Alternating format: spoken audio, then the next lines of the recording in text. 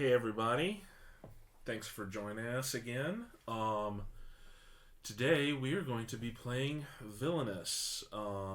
We streamed this a couple days ago and really dug it. So we're going to try out a couple of new villains here and kind of walk you guys through how this game works. It's pretty ingenious. Has some of the best art I have seen in any game. Unsurprisingly, it's Disney. These little pieces, your character pieces here, are just unreal how good these are. But like I said, of course, it's Disney. So in Villainous, we are playing Disney villains. I am going to be playing Captain Hook. And Wendy is going to be playing the Queen of Hearts. And we are trying to be the first one to... every character in this plays drastically differently. They're not alike at all, really. They all have their own objectives that they're trying to achieve. We have a little guide here telling us basically what everyone is trying to make happen, but it's missing a lot of the details.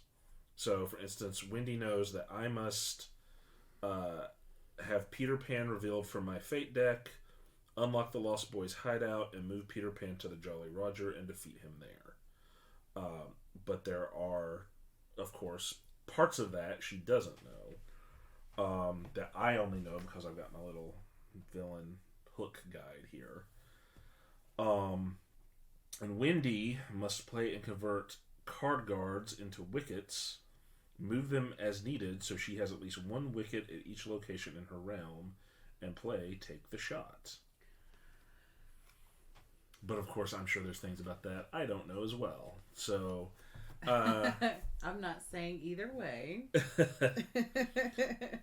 Play is pretty simple here. Basically, on our turns, we're going to move our character to one of the slots in our realm. That's what these individual boards are called. That's your villain's realm. And whatever slot you're on, you've got a series of symbols here that tell you what actions you can take while you're there. You can take all of those actions, or you can only do some of them, either by choice or because maybe you're just not in a position where you can actually do one of the things that's listed. That's fine. They're always optional to take. You don't have to. And then each of us, well, I say each of us, you don't have a locked location. No, I don't.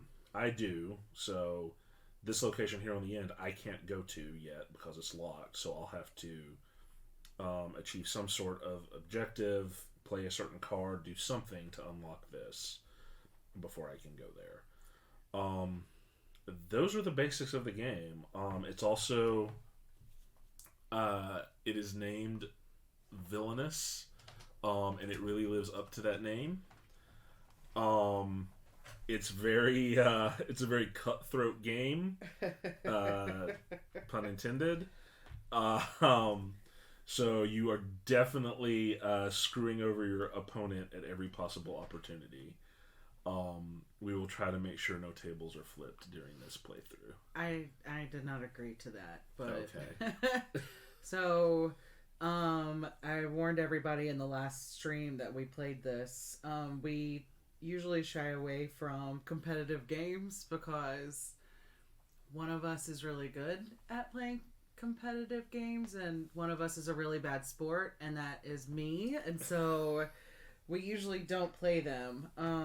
But this game is fun, and so we make exceptions for those. All right, so are you ready to start? Mm-hmm. All right, so we did not use Schwazi to determine who would go first. No, but I think I went first last time, so I think this time you should go first. Okay, I agree with that. And so you can see my opening hand here.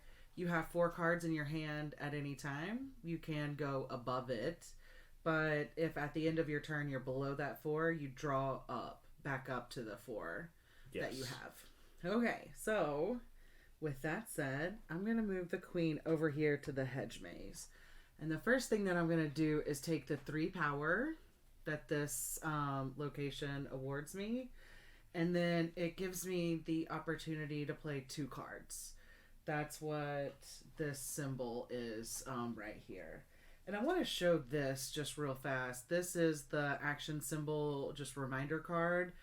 It's on the other side of the objective card. And it really comes in handy and when you're playing this game because you'll see these on each location. When you have these, it just makes it, you can at a glance know what your actions are going to be. So I'm going to play 2 cards. The first thing is I'm going to play 2 of the powers that I just picked up to pull out my first ally, and that is the king. And I'm just going to drop the king over here at the White Rabbit's house. And then I said I was going to play 2 cards. I'm not. I'm only going to play the 1. And so I'm going to actually ignore these 2 actions that I can take on this turn. So that's it for me, Jeremy. I'm going to draw back up to 4. Okay. In that case, I am going to move here to the Mermaid Lagoon. And that's going to let me get 3 power as well. And I am also going to play Worthy Opponent, which lets me gain 2 power and reveal cards from my Fate deck until you reveal a hero. And play that hero, discard the rest. So, I will get my 2 power here. And then, so everyone has 2 decks. You've got your villain deck here that's colored and marked to correspond to your character. And then you've got a Fate deck. Traditional Disney movies, right? Most of us know these from our childhood. These are going to be your villain powers, and these are going to be the heroes, right? So Peter Pan is in here, Wendy is in here, Tinkerbell, all those guys. And so I'm going to draw this until I find one of them. Effect, and I'm... Oh, speaking of, look at that. Wendy. Aww. All other heroes in Captain Hook's realm get +1 strength. So I'm going to play her to Skull Rock here.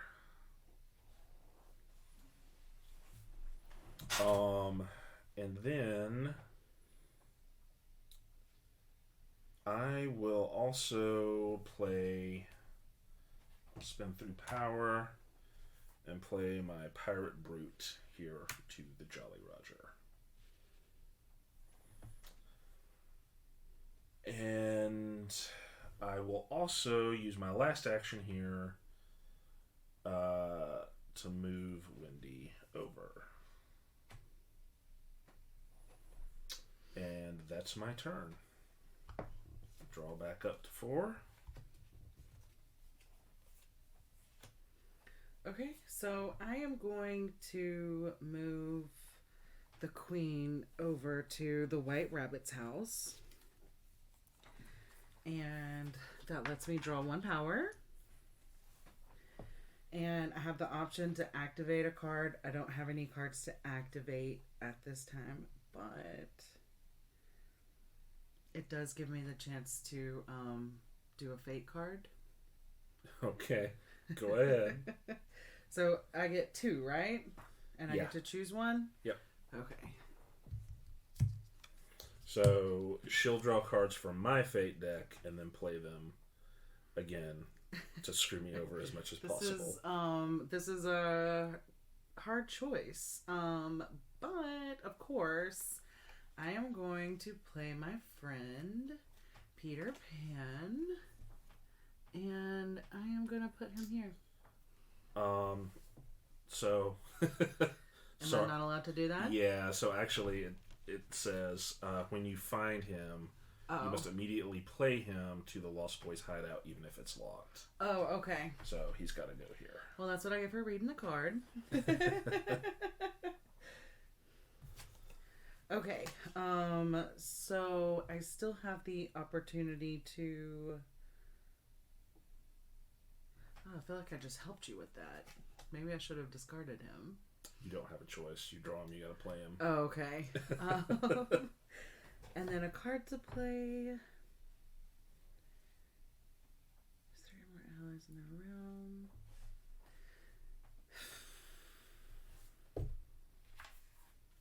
I don't have a card that I'm gonna play, so I guess I'm only gonna use my fate and the power, and I'll turn things over to you. Okay.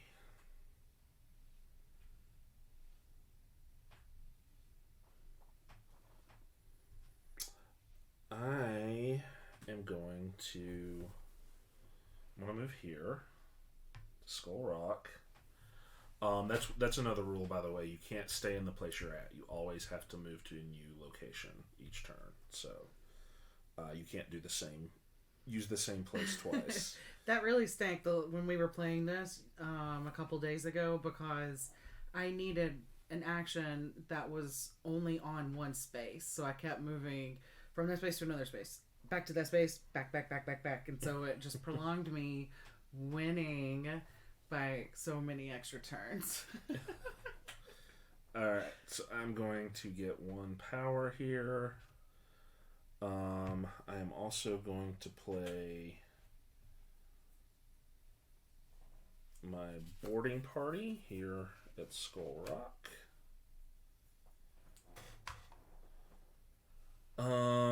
And I am going to discard Obsession here. And finally, I will do a Fate action.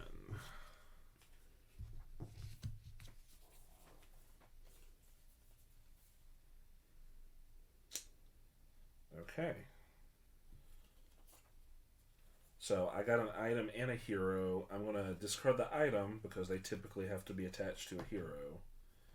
And I will play Dodo. Rude. I'm going to play him here. Okay. And then I will draw back up to 4.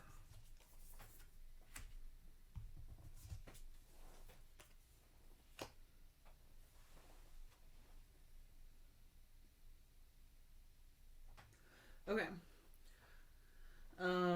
So the first thing, I guess I have to move somewhere, right? Mm-hmm. Okay, I am going to move over to the courtyard. And Jeremy, it has the gain power, but there's no number in it. Does that mean I just get 1?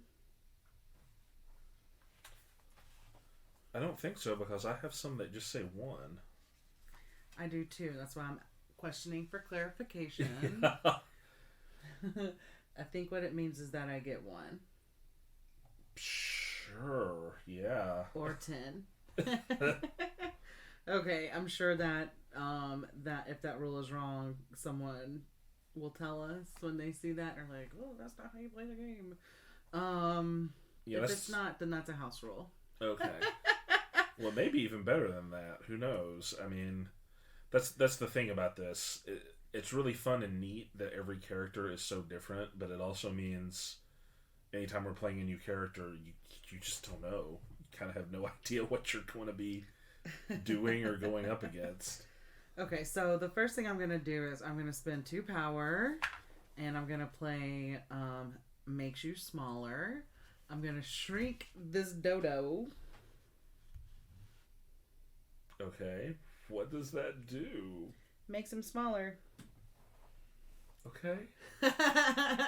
Which is neat. So when you have a hero that's engaging with you, they cover up the top 2 actions. When I shrink them, they only cover up 1. Oh, okay. That's pretty rad, right? Yeah. I am also going to discard a card. And I think that I'm going to discard this one. I don't have an item or an ally that I wish to move, so I'm going to let them just sit there for now. Oop. Oop. Okay. And that is it for me, Jeremy. Okay. I am going to move here back to Mermaid Lagoon. I will take my 3 power. And I will play another Pirate Brute.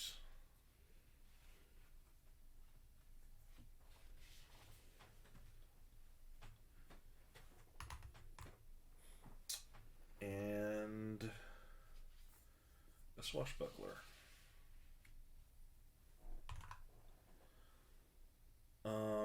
And then I will skip the one that lets me move an item or ally. And draw back up to 4. Okay. So the queen is going to move over here to the Hedge Maze. So when I was a kid, and I would watch Alice in Wonderland, I always loved that, where the cards would bend over and she was playing croquet. I don't remember too much about Alice in Wonderland movie, to be honest, but that part sticks out. Okay, so I've gotten my 3 power, and now I am going to spend those 3 power. I should have just left them in the cauldron over here to play these 2 cards. I'm just going to draw up these 2 allies right here. Okay. And I don't have anything to activate, so you know what? Let me just go ahead and activate this guy.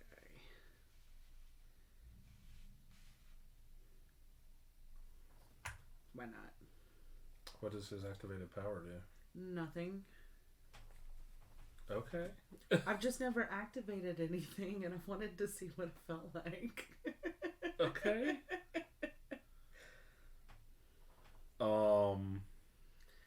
When they're activated, they're doing like the back bridge.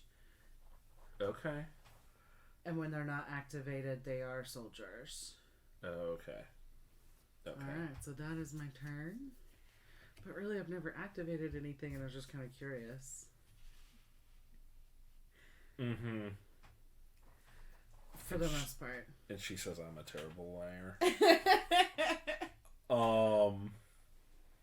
Which is true. I'm just not the only one. Okay, I'm gonna move to the Jolly Roger, and I'm sorry, I love you, but I have to defeat Wendy.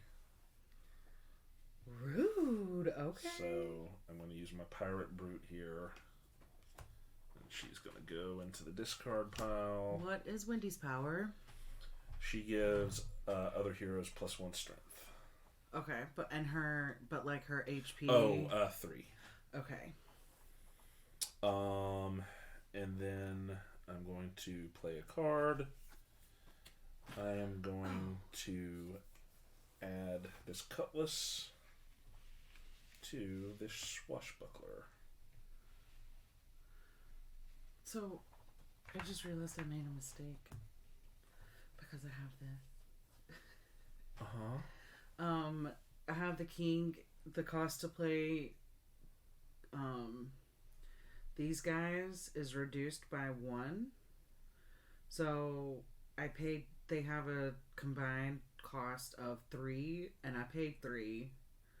But I think I should have only paid 2 because I assume that the 1 stays at 1.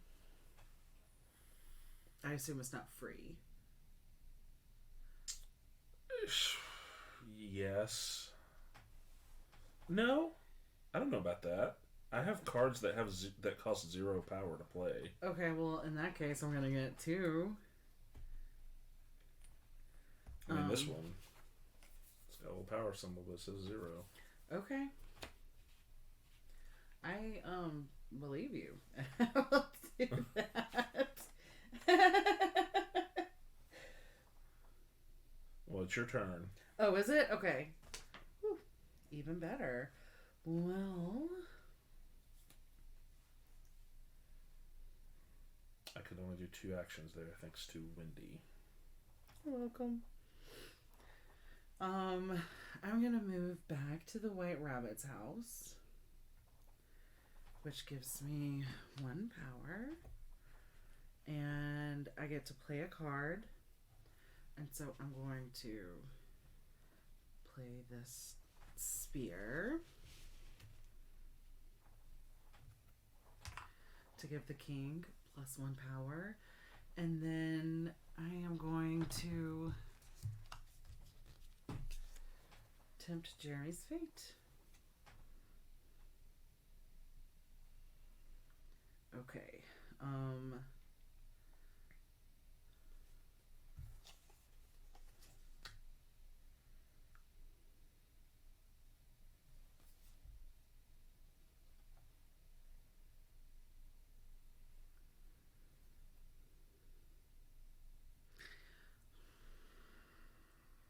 I am not sure what to do here. Okay. So I will. Well, you can't do that one because there's no items on my realm. Or no, that's not Yes, true. There is one. Okay. Liar, pencil, liar. So I'm just gonna give you the Lost Boys. Okay. And then I'm gonna draw a card. And it's your turn. Okay. I'm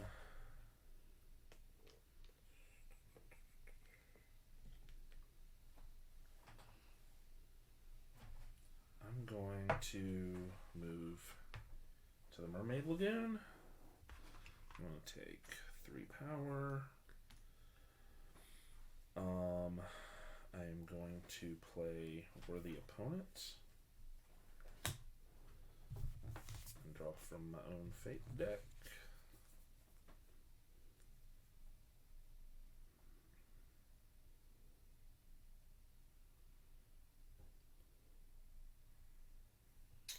And I am going to put Tinkerbell here.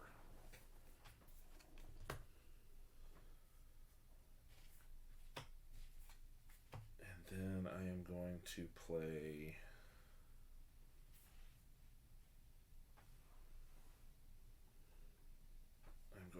the Swashbuckler. Also here. And that will end my turn. Okay, so I am going to move the Queen of Hearts back to the Hedge Maze. I'm going to take 3 powers. I am going to play this card. Oops, get back here. I am going to activate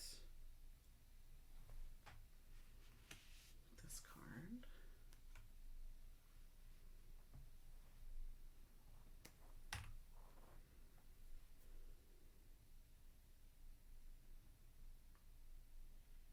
And that's all I'm going to do.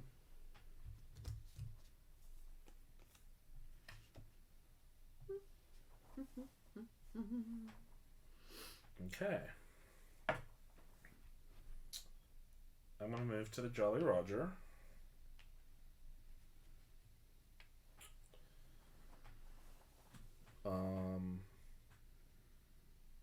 Oh, I forgot to get my 2 power when I played Worthy Opponent.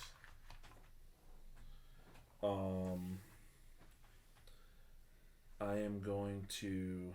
Oh, and I do get 1 power for being on the Jolly Roger. I am going to discard this other Worthy Opponent, and I am going to play Neverland Map. That's going to unlock the Lost Boys hideout. And I am going to vanquish Tinkerbell with this swashbuckler. Well, that's mean. How many HP did Tinkerbell have? 2. Well, dang. I'm not sure what you're waiting for, but I don't think it's good.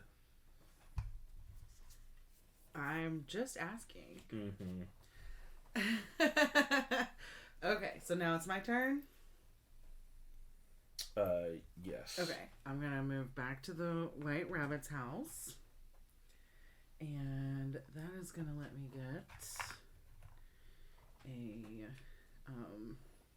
a power, which I'm going to immediately play to put this ally out here. I am going to pay 1 power to activate this one. And can I have 2 fate cards, please?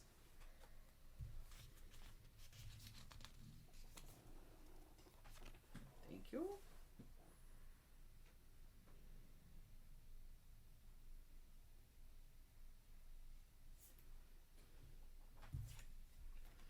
Okay. Do any of your allies have a strength of 4?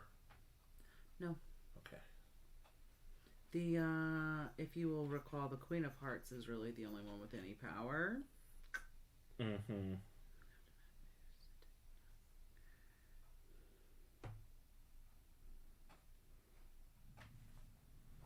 Okay. I am gonna put TikTok in his favorite place to hang out, the Jolly Roger.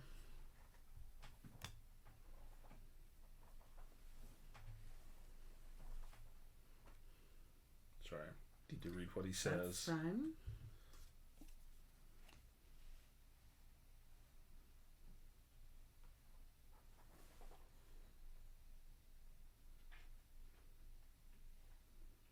Okay.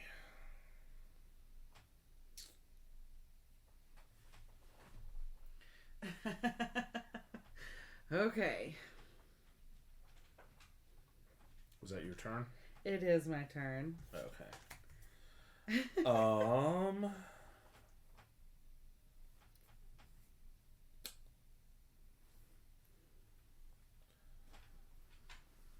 I am going to... I'm going to move here. Get 3 power. And the map lets me play an item for free by discarding this. Oh, that's nice. Which I can do because I don't need it anymore. So I'm going to put the ingenious device here, which actually gives me another action that I can do here. I am also going to play boarding party here.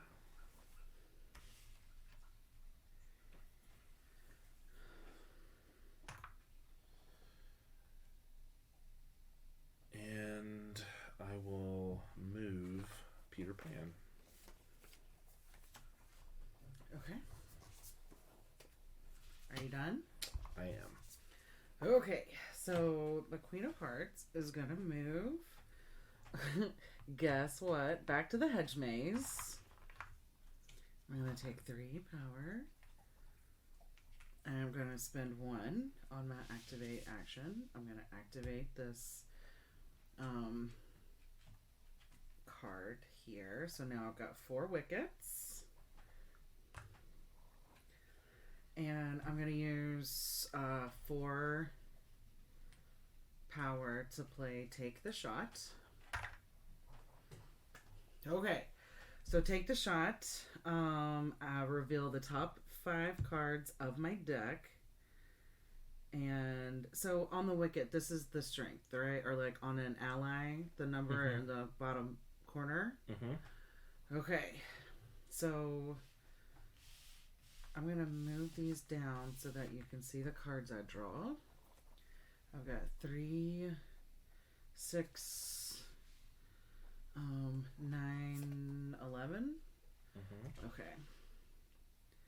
There's 3, 4, 0,